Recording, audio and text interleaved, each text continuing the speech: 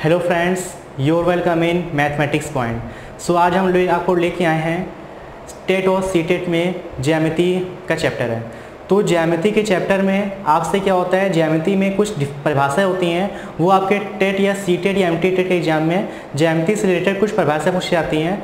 तो बच्चे क्या सोचते हैं कि टेट या सी टेट में केवल मेंसुरेशन के केवल क्वेश्चन ही पूछे जाते हैं, बट ऐसा नहीं है।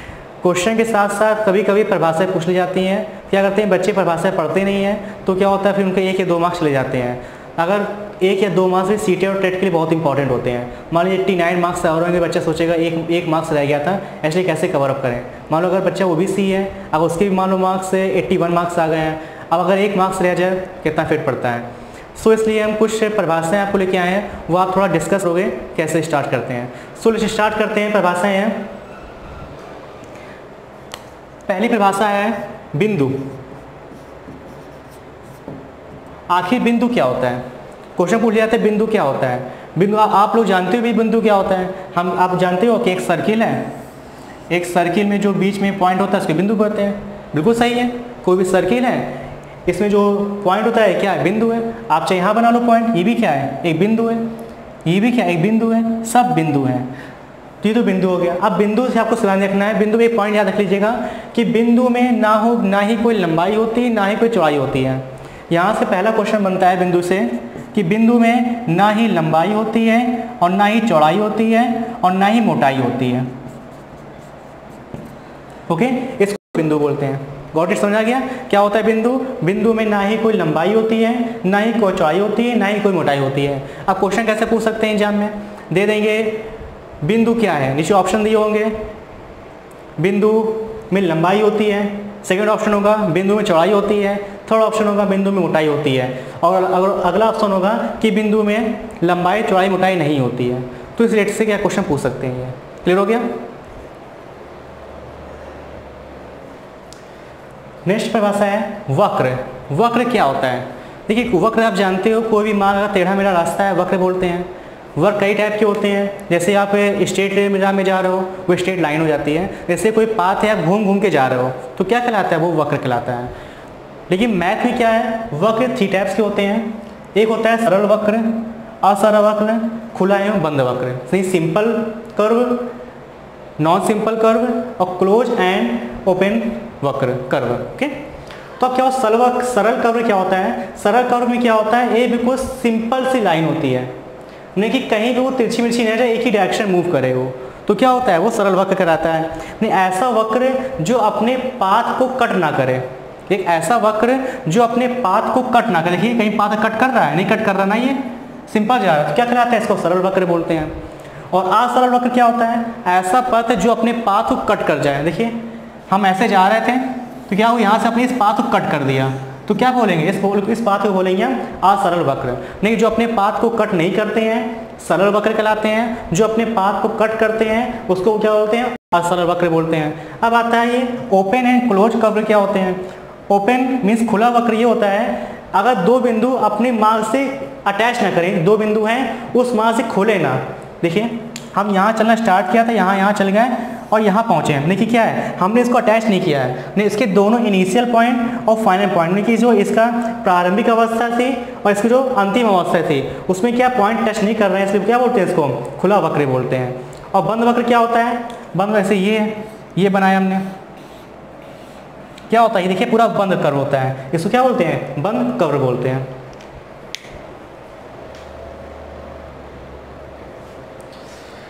हाँ, पूछते हैं रेखाखंड और किरण में डिफरेंस क्या होता है। रेखाखंड एंड किरण में डिफरेंस बताना क्या होता है, क्वेश्चन बहुत इंपॉर्टेंट है। देखिए रेखा और रेखाखंड किरण आप सब जानते हो कि तीनों चीज़ एक ही है, लेकिन तीनों चीज़ एक नहीं होती है, बहुत डिफरेंस में है। रेखा क्या होती है, जैसे हमने कोई पॉइंट बनाया, एक बिंदु ये है, मैंने कि ये एरो बनाया है। पता है एरो क्यों बनाते हैं, ये एरो इसलिए बनाते हैं कि हम आगे भी हम कोई लाइन ले जा सकते हैं, जो लाइन है इस लाइन को हम आगे तक ले जा सकते हैं।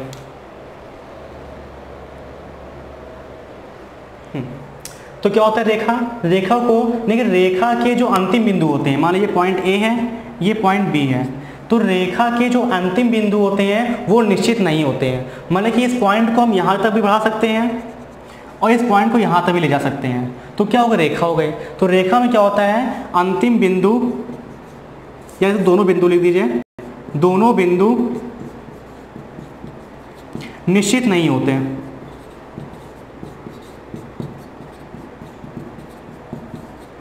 क्या होते हैं, इसमें रेखा में दोनों बिंदु निश्चित नहीं होते हैं। अब बात करते हैं रेखाखंड की बात करते हैं।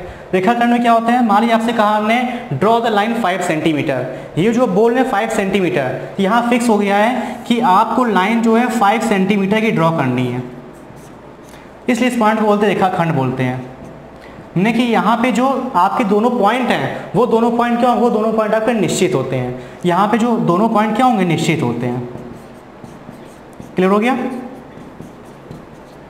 क्या होता है इसमें, इसमें दोनों पॉइंट निश्चित नहीं होते हैं, यानी कि इसको कहीं तक ले जा सकते हो, अनंत तक ले जा सकते हैं दोनों पॉइंट को।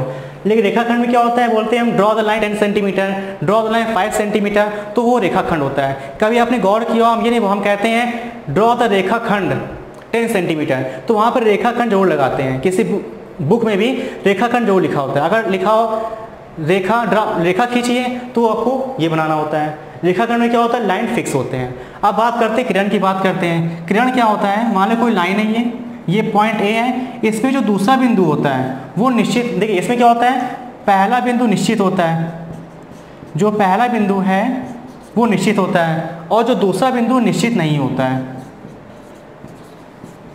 निश्चित नहीं होता है दूसरा बिंदु। लेकिन इस पॉइंट को कहीं भी ले जा सकते हो, लेकिन ये पॉइंट फिक्स है। क्लियर हो गया। रेखा बोलते हैं लाइन, ये कहलाती है लाइन सेगमेंट, ये होती है आपकी रे। लाइन सेगमेंट रे। क्लियर हो गया डिफरेंस तीनों में। अब देखते हैं यहां पर रेखा के प्रकार में, types of line. Types of line, देखिए there line is various types. First है सरल रेखा, वक्र रेखा, संगामी रेखाएं, समांतर रेखाएं, तिर्यक रेखाएं और संपाती रेखाएं। तो क्या होती हैं सरल रेखाएं। सरल रेखा क्या होती है, ऐसी रेखा जो अपने मार्ग से विचलित ना हो। जैसे मान लीजिए हमने कोई रेखा चल रहे हैं, आप ये चल रहे हो सीधे, तो क्या अपने मार्ग से हम विचलित नहीं हो रहे हैं, ये किसको बोलते हैं, सरल रेखा होते हैं। नहीं, स्ट्रेट डायरेक्शन में चल रहे हो, दिस इज कॉल्ड द सरल रेखा। दूसरी रेखा होती है वक्र, क्या होती है, जो तिरछी बिछी रेखा होती है, टेढ़े मेढ़े रास्ता ऐसे घूम घूम के जा रहे हैं, क्या होती है वो कहते हैं वक्र। और स्ट्रेट चल रहे हैं तो सरल रेखा होगी, अब घूम घूम के जाएंगे, दिस इज कॉल्ड द वक्र रेखा। थर्ड होती है संगामी रेखाएं। संगामी रेखाएं क्या होती हैं, जो अगर किसी एक बिंदु से दो या दो से अधिक जो रेखाएं खींची जाती हैं, दिस इज कॉल्ड द संगामी रेखाएं। नहीं, एक ही बिंदु से, देखिए बिंदु एक है, इस बिंदु से रेखा कई सारी जा रही है। देखिए एक रेखा ए भी जा रही है, दूसरी रेखा जा रही है सी डी जा रही है, तीसरी जा रही है डी ई जा रही है। तो यहाँ पे क्या है, एक ही बिंदु से दो या दो से अधिक रेखाएं जाती हैं, दिस इज कॉल्ड द संगामी रेखाएं। उसको बोलते हैं संगामी रेखाएं। ये also called congruent line. Congruent line क्या होती है, एक ही पॉइंट से कई सारी रेखाएं जाना, this is known as the संगामी रेखाएं बोलते हैं। अब आता है समांतर रेखा। क्या होती है, आप जानते हो समांतर रेखाएं, नहीं, जो दो रेखाएं आपस में कभी भी आगे ना मिलें, this is called the parallel line. Means यहाँ समांतर रेखा बोलते हैं, आगे लाइन जा रही है, कहीं भी वो लाइन मिले ना। जैसे लेते हैं रेल की पटरी, तो क्या होता है, रेल की पटरी क्या होती है, कभी भी आगे जाके मिलती नहीं है, बिल्कुल स्ट्रेट होती है वो, इसलिए क्या बोलते हैं उसको, समांतर रेखा होती है। अच्छा, कुछ लोग सोचते हैं कि रेल की पटरी जब मुड़ती नहीं है तो क्या होता है, बीच से गाड़ी टर्न कैसे हो जाती है, वो गाड़ी टर्न नहीं होती, पता है वहाँ से क्या है। तो देखो आपकी जो लाइन पटरी थी वो तो स्ट्रेट जा रही होगी, लेकिन गाड़ी टर्न करने के लिए वहाँ पर आपको एक पैरेलल लाइन और बनानी पड़ती है। जो रेलवे ट्रैक होता है, रेलवे ट्रैक से आपको एक पैरेलल लाइन और बनानी पड़ती है, तो लाइन फिर से वहाँ पर वो आपकी दूसरी पटरी होती है बीच से, ठीक है। वहाँ पर कई 2-3 पटरियाँ जुड़ी होती हैं, वो लेकिन होती पैरेलल ही है, ठीक है। तो ये हुई समांतर रेखा है। जो लाइन अभी भी एक दूसरे से आगे ना मिले जाकर, उसको क्या बोलते हैं, समांतर रेखा बोलते हैं। सेकंड होती है स्लैंट लाइन। क्या बोलते हैं इसको, तिर्यक रेखा। आप जानते हो तिर्यक रेखाएं, जब दो या दो से अधिक रेखाएं एक दूसरे को काटती हैं। मान लीजिए लाइन ये खींची हमने, एक लाइन ये खींची, इसको अगर तीसरी रेखा काट रही है, ये क्या बोलते हैं, इसको हम तिर्यक रेखा बोलते हैं। ये खींचा, तिर्यक रेखा, ये सब क्या है, तिर्यक रेखाएं। Is also called slant line, या फिर इसको बोलते हैं ट्रांसवर्सल लाइन भी कहते हैं। क्या बोलते हैं इसको, ट्रांसवर्सल लाइन। सेकंड होती है संपाती रेखा।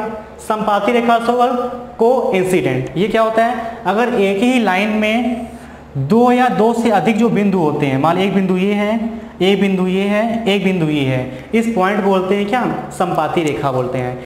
एक ही लाइन में जब दो या दो से अधिक बिंदु होते हैं उसको क्या बोलते हैं, एक बिंदु ये, बिंदु ये, एक बिंदु ये, इसको बोलते हैं कोइंसिडेंट या संपाती रेखा है। एग्जाम में आप लोग को सब याद रहेगा, बस भूलो क्या, एक संपाती रेखा भूलोगे आप, एक यहाँ भूलोगे संगामी रेखाएं बोलेंगे। संपाती रेखा बोलते हैं और संगामी रेखाएं बोलते हैं, बस तो आपको इस पर फोकस करना है। जो संपाती पाती ऐसे याद रखेगा, ऐसे याद रखना इसको। संगामी, संगामी क्या होता है, संगम, संगम माने क्या होता है, अच्छा संग क्या नाम है, संगामी। संगम मतलब संगम से, संगम माने क्या होता है, जो क्या हो तीनों नदियां एक ही पॉइंट पर आके मिलती है उसको संगम बोलते हैं। ऐसे याद रखिएगा, जब एक ही पॉइंट पर तीनों लाइन आके मिले उसको क्या बोलते हैं आप, संगामी बोलेंगे। अगर संगामी याद हो गई है, संपाती अपने याद हो जाएगी। क्लियर हो गया।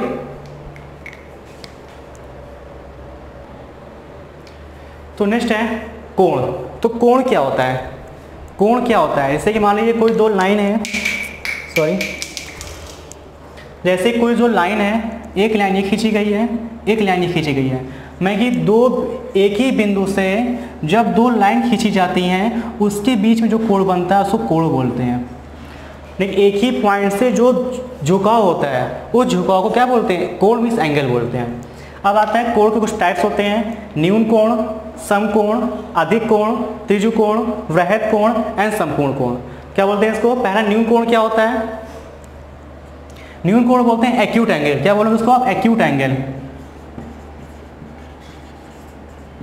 तो न्यून कोण क्या होता है, न्यून कोण में क्या होता है, 0 डिग्री से अधिक, मान लो कोई कोण है वो क्या होता है 0 डिग्री से अधिक होता है और 90 डिग्री से क्या होता है, कम होता है, उसको क्या बोलते हैं, न्यून कोण बोलते हैं। मीन्स 0 डिग्री से अधिक है, 90 डिग्री से कम, मीन्स अगर 0 से लेकर 90 के बीच में कोई भी एंगल होता है उसको बोलते हैं न्यून कोण बोलते हैं। जैसे बोल दिया हमने 89 डिग्री, ये भी क्या है 90 से कम है, न्यून कोण हो गया। बोल दिया हमने 1 डिग्री, ये भी क्या 0 से अधिक है तो न्यून कोण हो गया। अब बात करते हैं समकोण क्या होता है, ऐसा कोण जिसका एक कोण 90 डिग्री का होता है उसको समकोण बोलते हैं, मीन्स राइट एंगल बोलते हैं इसको।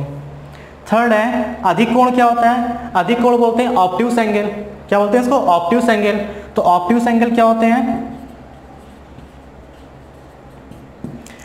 जिसकी वैल्यू 90 डिग्री से ज़्यादा हो बट 180 डिग्री से क्या हो, कम हो।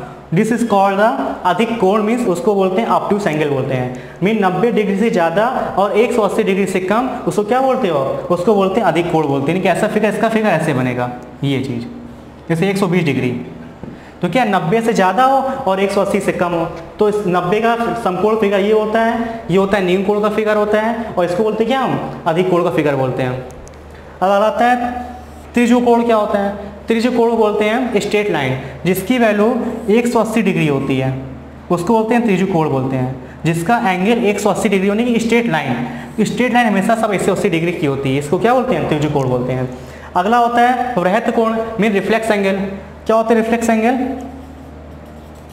रिफ्लेक्स एंगल ये होते हैं जिसकी वैल्यू 180 डिग्री से ज़्यादा हो और 360 डिग्री से क्या हो, कम हो, इसको क्या बोलते हैं, वृहत कोण बोलते हैं। 180 से ज़्यादा हो और 360 से कम हो, यानी बोल 270 डिग्री, तो 270 डिग्री क्या होगा, वो वृहत कोण है। जैसे इसका फिगर ही देखिएगा, ये बनेगा पूरा पीछे साइड में, देखिए ये पीछे साइड बनेगा, ये पूरा एंगल, ये इसको वृहत कोण बोलते हैं। ठीक है। अगला आता है संपूर्ण कोण। आप जानते हो जो पूरे 360 घुमा दे उसको बोलते हैं संपूर्ण कोण। ये पूरा 360 घुमा देते हैं, दिस इज कॉल्ड द संपूर्ण कोण।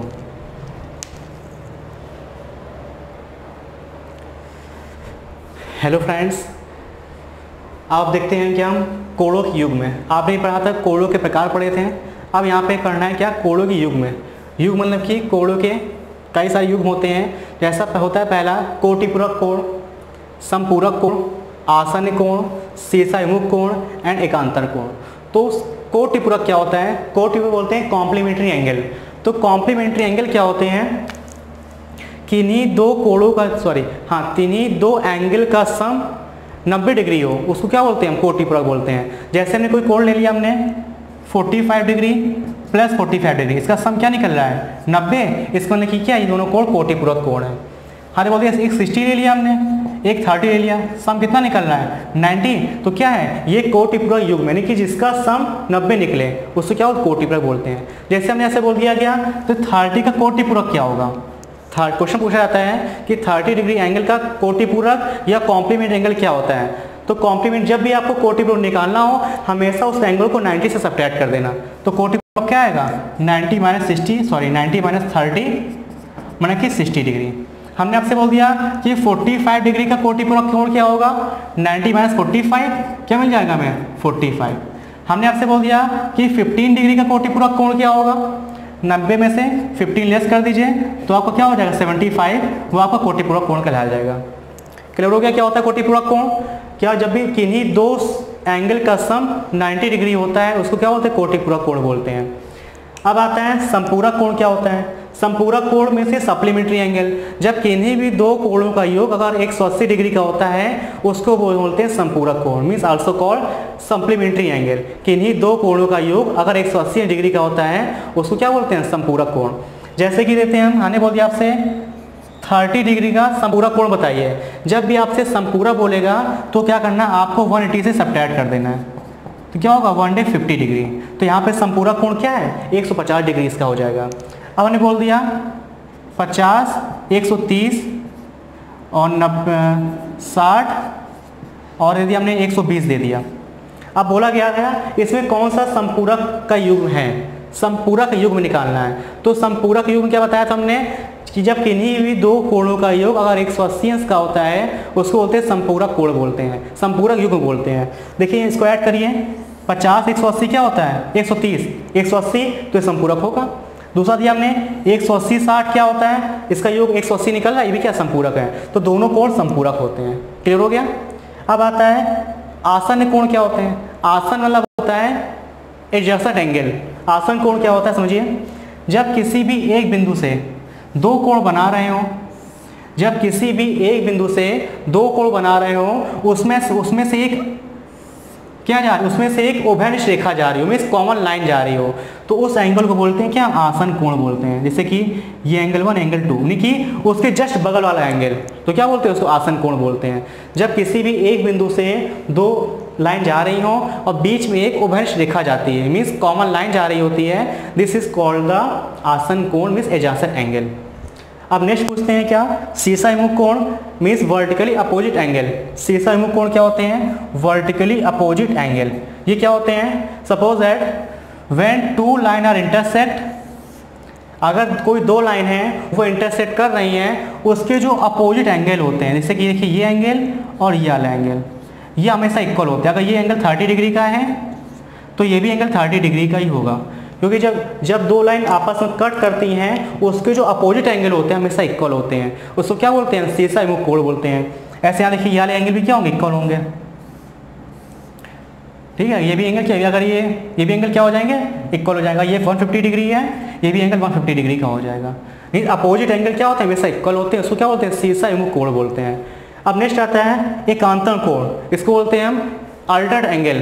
तो अल्टरनेट एंगल क्या होते हैं समझिए, अल्टरनेट एंगल ऐसे मान लीजिए कोई लाइन गई है, एक लाइन ये गई है, ठीक है। इसमें इसके एक लाइन इंटरसेक्ट कर रहे हैं, एक लाइन क्या कर रहे हैं एक लाइन में यहाँ पे काट रहे हैं। तो यहाँ पे जो आपका जो देखिए दो लाइन पैरेलल थी, एक लाइन ड्रॉ की हमने, क्या होता है इसके जो अपोजिट एंगल बन रहा होता है ये एंगल। क्रॉस में क्या देखिए क्रॉस में इसका अपोजिट उसको बोलते हैं एकांतर कोण बोलते हैं। क्रॉस में इसका जो अपोजिट एंगल है उसको क्या बोलते हैं एकांतर कोण बोलते हैं। इसलिए अगर ये थीटा होगा ये भी थीटा होगा, दिस इज कॉल्ड एकांतर कोण।